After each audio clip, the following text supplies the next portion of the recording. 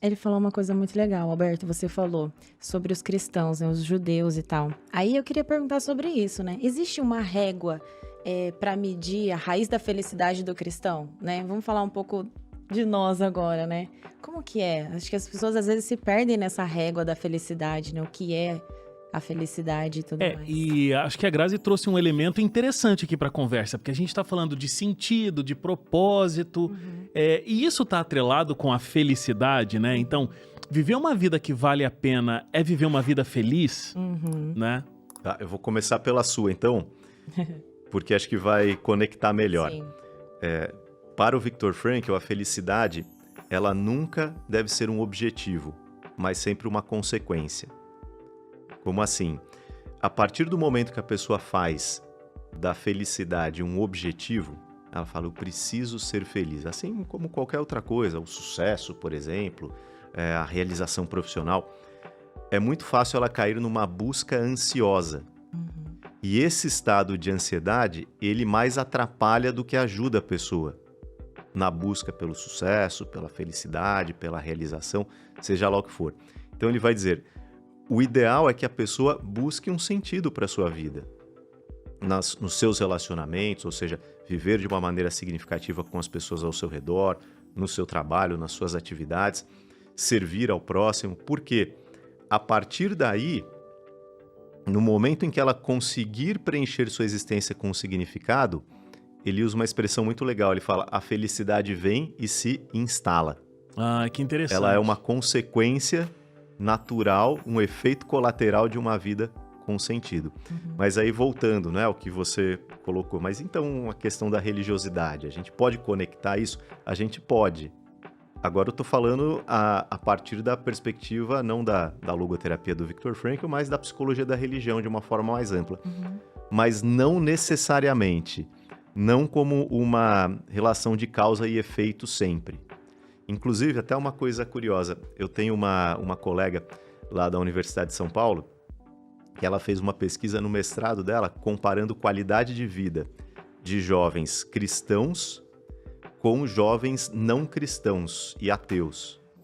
E no final das contas, né, para resumir ali a pesquisa, ela descobriu que não havia. Então não dá, Tinha porque diferença. uma das hipóteses qual seria? Então, um indivíduo que é cristão, supostamente, né, ele deve ter uma qualidade de vida e de realização maior do que alguém que não é. E não, a pesquisa não mostrou isso. E tem várias pesquisas que vão mostrar o quê? Outros fatores que influenciam. Porque não basta você ser uma pessoa cristã.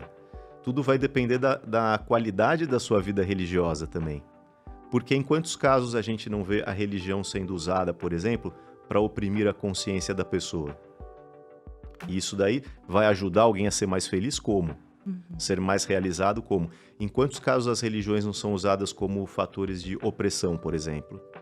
Então, não necessariamente. E isso varia muito. Eu vou dizer que não varia nem só de denominação, né, religiosa para denominação. Eu acho que varia até de comunidade religiosa para comunidade. Uhum. Do papel das lideranças, do papel da família. Então, se você por exemplo, tem filhos, o Wagner eu sei que tem, né? Tenho. Não sei se você Tenho já também. tem também, então a gente está falando que todo mundo aqui tem filhos, a gente sabe como funciona. A gente quer ensinar a religiosidade para os nossos filhos. Você pode, através da maneira que você ensina, tanto levar os seus filhos a amar a Cristo, como a ter medo dele. Dependendo da maneira que você ensina. Com certeza. Qual vai ser a qualidade de vida de uma criança, por exemplo, que cresceu em uma família, em uma comunidade, onde ela aprende a ter medo de Deus, ao invés de amar a Deus e amar ao próximo? Vai ser impactado. Então, depende de muitos fatores. Agora, de maneira geral, então vamos pegar aí condições, né, ideais de temperatura e pressão. A gente está falando de uma família, ou de pais, ou de uma comunidade religiosa, onde os principais valores do cristianismo, o amor ao próximo, o respeito à liberdade humana, o fazer algo por alguém, essas coisas são ensinadas. Aí sim, a tendência é que essa pessoa seja mais realizada, mais feliz, mais equilibrada. Falando sobre felicidade, eu tô me lembrando aqui, há um tempo atrás, não lembro muito bem assim o ano, mas foi lançado e aí a mídia reverberou uma pesquisa mostrando que a Islândia, produção, me ajuda aí, se eu não tô enganado, mas eu acho que a Islândia foi considerado o país mais feliz do mundo. E aí, na pesquisa, a coisa não era assim, né? Não sei se é Islândia ou Finlândia. Eu acho que é a Finlândia. Finlândia mesmo. E aí, assim, a pesquisa não chegava lá na Finlândia e falava, oi, finlandês, você é feliz? Não era assim, né?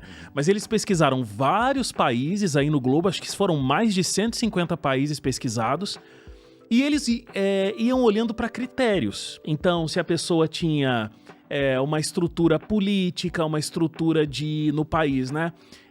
De possibilidade de ter um atendimento, se tem uma necessidade de saúde, PIB, né, que é uma questão econômica.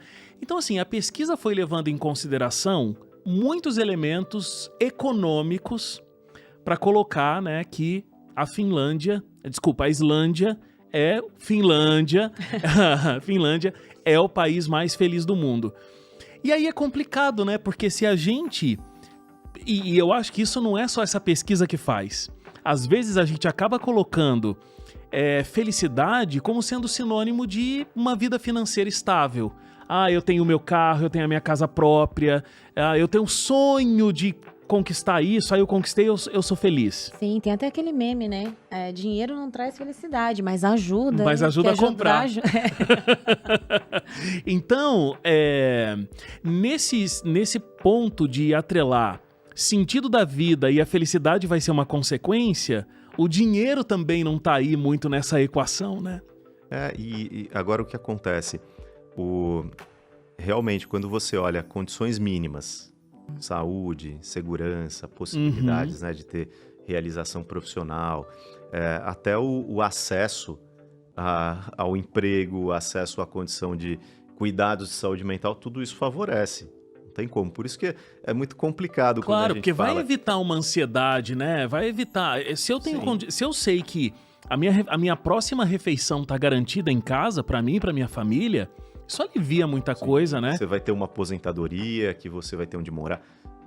Faz uma diferença, eu sei que o meu filho vai ficar doente, ele vai ter uma condição de ter um atendimento de qualidade, isso tranquiliza demais, né? Mas o ponto é que não é garantia. Da mesma forma que o contrário. Que o não ter acesso, então significa que necessariamente as pessoas não vão ser felizes. Claro que dificulta. E a gente olha para quantos lugares no Brasil. O brasileiro, de maneira geral, ele é um resiliente, porque você vê em meio a tantas tragédias, a tantas dificuldades, a dificuldade de emprego, a dificuldade de acesso, em muitos lugares ainda o racismo acontecendo de maneira intensa. E as pessoas ainda cultivam o otimismo, ainda lutam, ainda sorriem. Isso é de se admirar, mas não é uma garantia. Agora, tanto é que eu gosto muito quando a gente entra nesse assunto, né? Quando Paulo escreve lá uma das suas cartas das prisões, ele vai dizer, eu aprendi a ser feliz em todas as situações. E aí ele vai descrevendo, né? As diferentes situações de prosperidade ou de luta que ele já enfrentou. O que me chama muita atenção ali é ele usar esse verbo, eu aprendi. Em outras palavras, não é algo natural.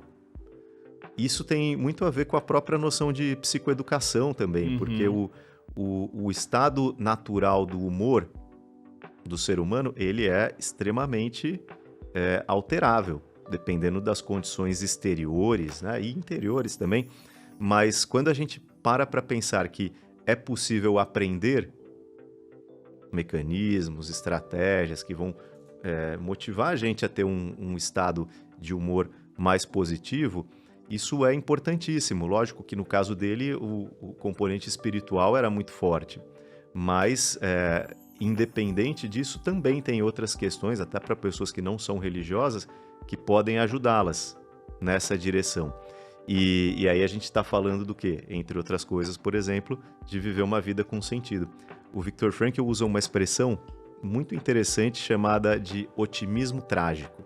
Inclusive, na época da pandemia, muita gente retomou esse conceito do Frankl. O que significa o otimismo trágico? É aprender a olhar com bom humor e otimismo até para situações trágicas na vida. E para isso, ele usa exemplos no livro Em Busca de Sentido, tem alguns, que você olha para aquilo e você fala, não é possível. Como, por exemplo, quando ele diz que havia humor nos campos de concentração. Eu não sei se vocês já tiveram a oportunidade de visitar algum desses campos. É uma coisa assim que você indo lá hoje, aonde são museus, né? Você está tranquilo de que são lugares extremamente seguros, que nada de mal vai acontecer para ninguém ali. Você fica mal de pensar no que já aconteceu. Então você imagina como alguém era Não capaz... tem vontade nem de conhecer pensando nisso, sabia? Deve ter um peso. Eu conheci o de Israel. Tá. É pesadíssimo, é muito pesado. Tem assim, alas que tem vídeos, inclusive, mostrando, né? Porque, eu nem acho que eu nem compensa ficar contando todas as coisas aqui, mas assim, você vai passando e você vai vendo como eles viviam. Coisas que eram escritas, roupas, um sapato que tem, mas o outro foi perdido, né? Eles cavavam a própria cova onde eles iam ser enterrados. E você vai vendo tudo isso. Uma ala falando sobre as crianças, né? Nesses lugares. Você sai de lá, realmente como você falou, Alberto, assim, você sai pesado, constrangido, não entendendo como aquilo pôde ter acontecido, como um lado da humanidade pode ter ido tão longe, lidando com o outro lado da humanidade daquela forma. Sim, agora, por outro lado, né, é o tipo de experiência que você sai, acho que uma pessoa melhor. Sem dúvida. Depois, então... Assim como o livro, né? O livro é pesadíssimo também. O próprio livro. Em alguns momentos você chora ali com as descrições e tudo mais. A minha sugestão é fazer a leitura com uma caixinha de lenços do lado, porque... É terrível. Agora, então, como imaginar num lugar desses que as pessoas conseguiam ter ainda bom humor? E tinham. Eles faziam encenações de teatro, por exemplo, musicais. Imagina. No campo de Theresienstadt, na República Tcheca, tem ali, por exemplo, um palco que eles montaram de teatro e eles preservaram aquilo. Um palco pequeno, né? E que eles usavam algumas roupas, se caracterizavam. Alguns filmes mostram isso também. E o Frankl diz que em alguns contextos, por exemplo, eles iam tomar banho. E quando ligavam o chuveiro e saía água, alguém fazia uma piada. Como alguém vai fazer uma piada, né? Piada com o quê? Com o fato de que eles não estavam numa câmara de gás e que era um chuveiro de verdade. Por exemplo, quando eles estavam nos trabalhos forçados nos campos e de repente vinha um bombardeio dos aliados, né, contra os nazistas, e eles eram obrigados a parar de trabalhar, porque estavam sendo bombardeados, e encaravam isso com bom humor. É porque como aquilo, pode, né? Eu imagino que aquela situação de sofrimento se tornou o normal deles. Anos vivendo. Sim. 2, 3, 4 anos. Não, então aqui essa é a nossa vida. Então esse é o nosso normal, que não tem nada, né, de normal, mas eles tiveram que se acostumar com aquilo e viver tudo que um ser humano vive dentro daquele contexto, né, que era muito difícil. E tem uma frase, assim, um pensamento do Victor que eu gosto muito, que ele fala assim, que quando a situação tá boa, desfrute. Quando a situação tá ruim, transforme-a. E quando não der pra transformar, transforme-se. Sim. E é sobre isso que a gente tá falando. Nossa, muito bom, hein? É porque não se perde. Até, por exemplo, essa capacidade de encarar a vida de uma forma positiva e com bom humor e com otimismo, mesmo você vivendo por anos e se acostumando com a miséria, isso pode permanecer em você. É fantástico pensar dessa maneira.